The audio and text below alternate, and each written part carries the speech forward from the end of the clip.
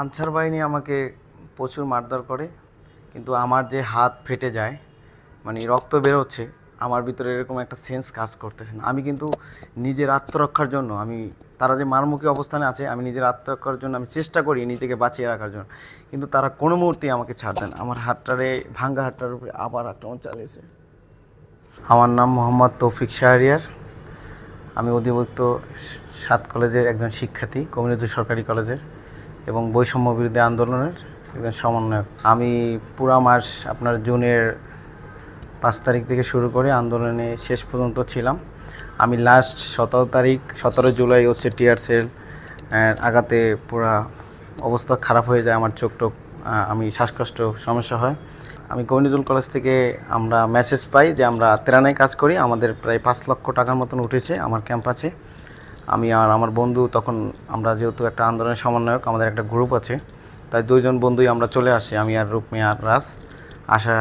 আমরা সরাসরি চলে আসি, রিক্সা নিয়ে চলে আসি রাজু ভাস্কর্যে। তা ওইখান থেকে অনেক আলোচনা হয় যে তারা রাজপথ ছাড়বে না, আর হচ্ছে তারা আনসাররা ছাড়বে না, আর তারা আরেকটা ষড়যন্ত্র শুনেছি ডিবির মাধ্যমে, তারা আগুন লাগায় দেওয়ার মতন একটা ষড়যন্ত্র হচ্ছে, প্রকাণ্ড হচ্ছে যে তারা ওইখানে ছাড়বে না, তারা আগুন লাগিয়ে দেবে, আমরা এটাই শুনেছি। কিন্তু তখন আমরা হচ্ছে টিএসসি থেকে সবাই জড়ো হয়ে আমরা চলে আসি আনসারদের ইয়েতে, প্রথম ধাপে হ্যাঁ, মিছিল করতে করতে আসি। আমরা আনসারদেরকে চেষ্টা করি যে তাদেরকে সচিবালয় থেকে কোনো মানে প্রতিহত করা ছাড়া আমরা সচিবালয়ের বাইরে বা জিপিও মোড় যেটা আছে ওইদিকে সরিয়ে দেওয়ার জন্য, কিন্তু তারা কোনো মতে হচ্ছে তারা অগ্রসর হয়ে আছে, তারা কোনো মতে এক্সপোর্ট ছাড়বে না। এক পর্যায়ে আমাদের উপরে আক্রমণ করে, আমার হাতটা ভেঙে দিয়েছে, আমার এই মাথা ফেটে গেছে। ওইখানে মানে হচ্ছে খাদ্য ভবনের শিক্ষার্থী ছিল, মানে ছড়াছিটা ছিল, মানে অত 50 থেকে 100 জন ছিল মানে আমার পিছনে, আর আমি প্রায় শিক্ষার্থী থেকে 50 হাত দূরে আমি ছিলাম, মানে সামনে ছিলাম। আমি হচ্ছে ওদের মুখোমুখি যে ওদেরকে বলার চেষ্টা করতেছি যে আপনারা সরে যান, কিন্তু ওরা আমার কোনো কথাই শোনে না, তারা উগ্রবাদী আচরণ করে আমাকে মাইর শুরু করেছে। এক পর্যায়ে আমি শুয়ে পড়ি আমি খাদ্য ভবনের কাছে। পরে আমার বন্ধু আমাকে রিসিভ করে ঢাকা মেডিকেল নিয়ে আসে।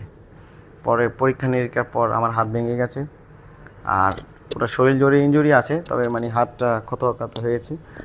আমার হয়তো অপারেশন করা লাগবে খুব তাড়াতাড়ি, মানে অপারেশন কথা ছিল গত বুধবার, কিন্তু আমরা অপারেশন করতে পারি নাই। আমার এখানে ফেটে আপনার এতখানি একটা হয়ে গেছে, চিহ্ন হয়ে গেছে, ইনজুরি হয়ে গেছে, ওইটা না শুকানো পর্যন্ত অপারেশন করা যাবে না। এখন আমি দেশবাসীর কাছে দোয়া চাই, আমি খুব দ্রুত যেন এই হসপিটাল থেকে বের হতে পারি। আর আমার একটাই মেসেজ থাকবে, সেটা হচ্ছে যে আমি দেশের প্রয়োজনে যে কোনো মুহূর্তে কেউ যদি ডাকে, মানে দেশের প্রয়োজনে এই ভাঙ্গা হাত নিয়ে যদি যেতে হয়, আমার এটা 1 মিনিটের মধ্যে আমি চলে যাব, মানে আমি হাতের দিকে তাকাবো না। আনসার বাহিনী যেভাবে আমাদের উপর হামলা করে, আমরা জানতে পেরেছি যে আনসারদের দাবি দাওয়া মেনে নেওয়ার পরও যে আমাদের উপদেষ্টা নাহিদ কিছু দাবি দাওয়া মেনে নিয়েছে এবং কিছু দাবি দেওয়ার জন্য 1 সপ্তাহ সময় নিয়েছে, কিন্তু তারা চাচ্ছে যে আজকের ভিতরেই তাদের সম্পূর্ণ দাবি দেওয়া মেনে নেওয়ার জন্য। এটার কারণ হলো তারা দেশের মধ্যে একটা অরাজকতা ও অস্থিতিশীল দেশকে বিশৃঙ্খলা করার জন্যই এটা। আমরা একটা তথ্য পেয়েছি তারা যে কোনো ধরনের সচিবালয়ে নাশকতা করতে পারে। তখনই আমরা একটা মেসেজ পাই যে তারা আমাদের হাসনাত আবদুল্লাহকে জিম্মি করে রেখেছে। তো আমরা এটা শুনে আমরা রাজু ভাস্কর্যে আসি। রাজু ভাস্কর্যে এসে আমরা এখান থেকে আমাদের শিক্ষার্থী যারা ছিল তাদেরকে নিয়ে যে আনসারদের উদ্দেশ্যে যে তারা যাতে এখানে না থাকে, তারা যাতে বিশৃঙ্খলা করতে না পারে, তাদেরকে সরিয়ে দেওয়ার জন্য আমরা আসছি। আমরা যখন এখানে আসি তখন আনসারদের আমরা দেখলাম যে খুবই অ্যাগ্রেসিভ, তারা একটা আক্রমণাত্মকভাবে আছে। আমরা প্রথমে তাদের এখানে যাই, যে তাদেরকে বোঝানোর চেষ্টা করি যে আপনারা এখানে থাকেন না, এখানে থাকলে এটা একটা সচিবালয়, মানে সেন্সিটিভ জায়গা, তো আপনারা চলে যান, আপনাদের দাবি দেওয়া করেছে, কিন্তু তারা কোনোভাবেই দাবি মানতে চাচ্ছে না। আমরা যখন তাদেরকে বোঝানোর চেষ্টা করছি তারা বুঝে নেই। তারা তখন আমাদেরকে আরও উল্টা বলছে যে আমরা আমাদের দাবি দাওয়া নিয়ে আসছি, আপনারা কেন করছেন আমাদের, এই বলে আমাদের হামলা করার পর তৌফিক শাহরিয়ার সামনে ছিল একটু, তাকে মানে পিটা মারে হাত ভেঙে যায়, তারপর তাকে আরও অনেক মারধর করে। আমি সেখানে ছিলাম, তখন তাকে সেভ করে আমি সেখান থেকে তাকে নিয়ে আসছি।